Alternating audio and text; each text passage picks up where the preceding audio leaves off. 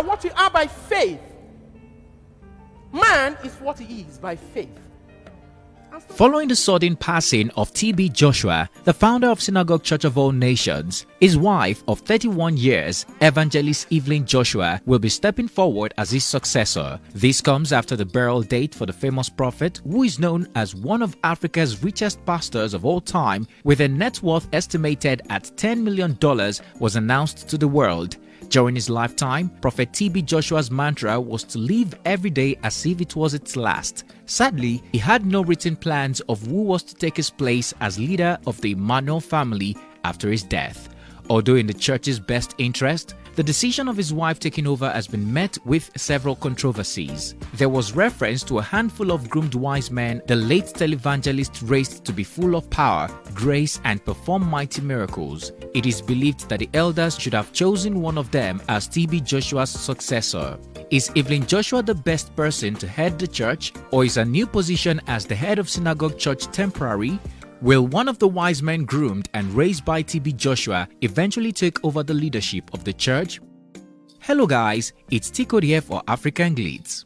Like the common saying, behind every successful man there is a woman, the late Prophet T.B. Joshua had a woman behind him, engineering his successes, achievements, and spiritual exploits. This is no other than his wife, Evelyn Joshua. The 52-year-old evangelist, born and raised in Okala, Okpano in Oshimili local government area of Delta State, became the pillar of T.B. Joshua's life and ministry after they tied the nuptial knot in 1990. Going back to how the couple met, Evelyn, who lost her twin brother at a very young age, according to Briefly.com, later moved to Lagos for a better life. In 1990, she traveled to Egbe to visit her sister, and during her stay, she met the then vibrant pastor T.B. Joshua, who was 5 years older than her. She had gone to meet him for counseling and spiritual guidance, and their first meeting, which lasted only 45 minutes, sparked their journey to marriage. Recalling the encounter, she once said, "We were just looking at each other until he, at the time, wrote my name on the piece of paper.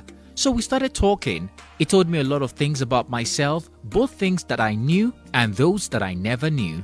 I was shocked. He told me about my family, about my past, my present, and my future. Altogether, we spent about 45 minutes. She said T.B. Joshua added, "I don't have a concubine, and I don't want to have a concubine, but can you marry me?" How sweet. Isn't that love at first sight?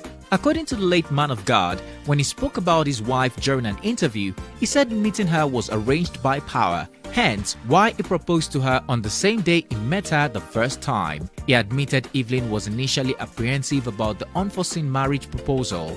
Fast forward to life after marriage, Evelyn became an instrument in propelling the growth of her husband's ministry. She also became an evangelist and prophetess who supported T.B. Joshua in everything he did, despite the challenges they faced in their early marital life. As the second in command in the ministry, most members described her as a visionary and workaholic.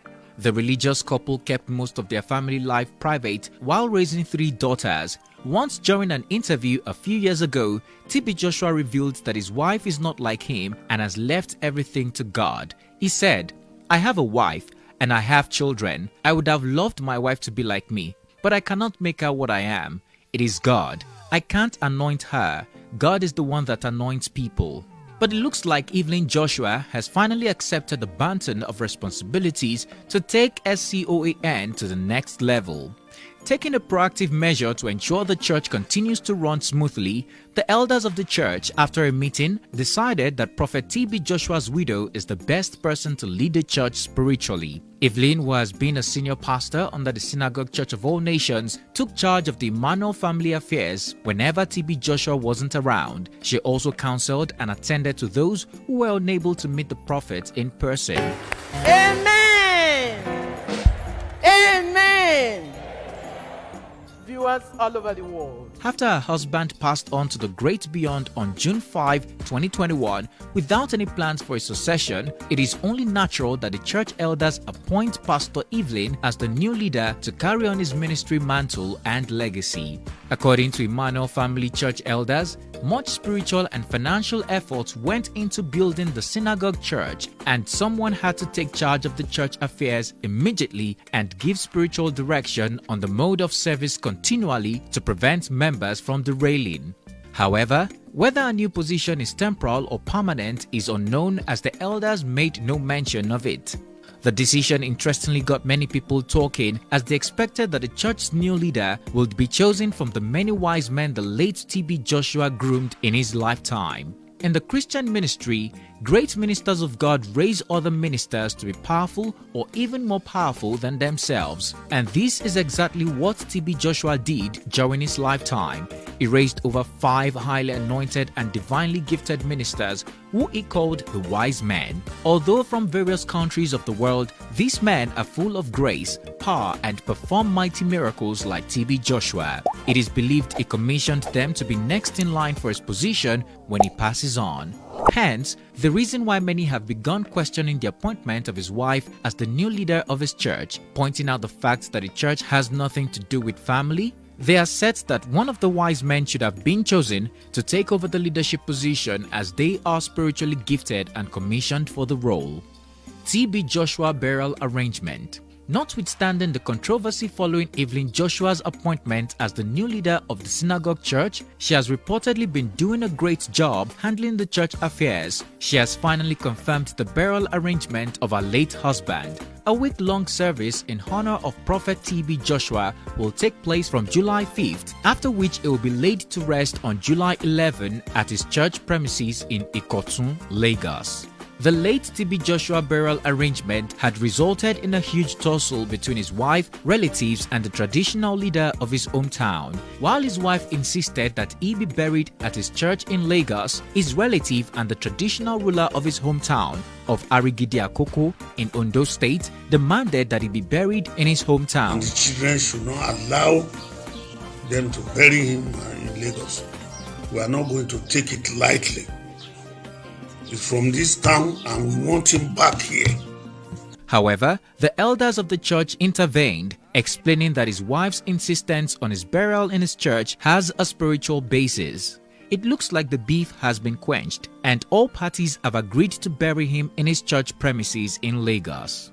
Do you think Evangelist Evelyn Joshua, wife of the late Prophet TB Joshua, is the best person to take over his ministry? Or do you agree one of the wise men TB Joshua groomed during his lifetime is a better fit for that position? Lastly, do you think being TB Joshua's wife influences her position more than anything else? Share your opinion in the comment section down below.